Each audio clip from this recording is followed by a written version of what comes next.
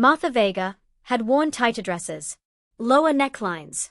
But tonight's was calculated, elegant, understated. Dangerous, in a quiet kind of way. A deep emerald silk that clung just enough to curve, but whispered restraint and professionalism. The kind of dress that made men curious and women cautious. She stepped into the DeSantis estate, beneath a vaulted archway, one gloved hand tucked into the arm of her supposed husband, Gabriel Cortez. He was posing as an influential buyer from Miami's southern corridor. Real cartel blood, fake alliance. Her partner in this assignment, and, until the job was over, her husband. The interior was a cathedral to excess. Gilt-trimmed columns, frescoed ceilings, and soft jazz that didn't quite hide the conversations about power, money, and war. People in this room traded countries like poker chips. The laughter was just a little too loud. The smiles, a little too fixed. And then there was Joseph DeSantis. He stood in the center of the room like a monarch surveying his court. Late 40s. Thick hair slicked back. Jaw clean-shaven, eyes like stone. No visible weapon. But he didn't need one. Everyone around him was a gun waiting for permission to go off. But it was the woman beside him that stopped Martha cold. Fina. She was dressed in ice blue, backless, sleeveless. The fabric caught light like water.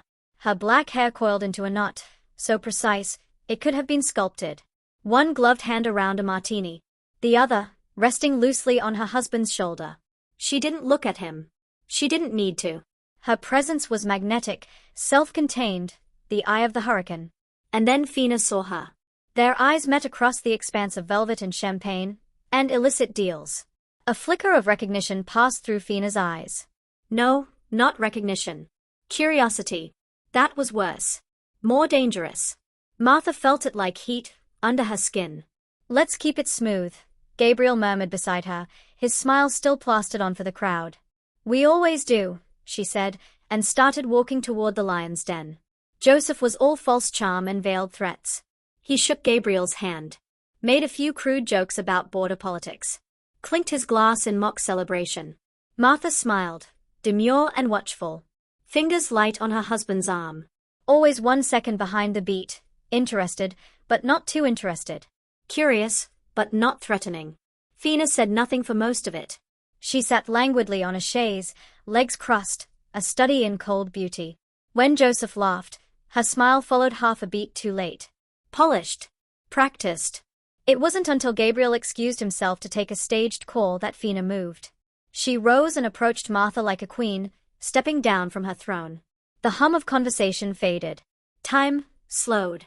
You're different, Fina said softly, but clearly. Her voice was silk, wrapped around something sharp. Martha tilted her head. Different how?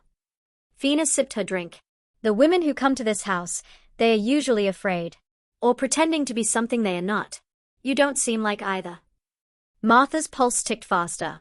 She forced herself not to react. Not to let the tight coil of adrenaline show in her face. And what do you think I am? I haven't decided yet. There was a pause, thick and charged.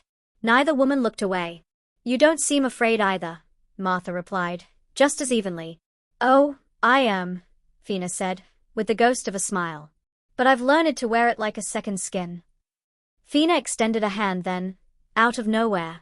Dance with me, she said. Not a question. A challenge. Martha hesitated, just for a breath. Then, she took it. The room didn't go silent. But it felt quieter. Somehow. As they stepped into the slow rhythm of the music, Martha's senses sharpened. Fina barely touched her. Only fingertips at the edge of her waist. The lightest press of palm to hand. But the heat was undeniable. Like standing close to a fire, and pretending not to feel it. They moved, together in slow circles.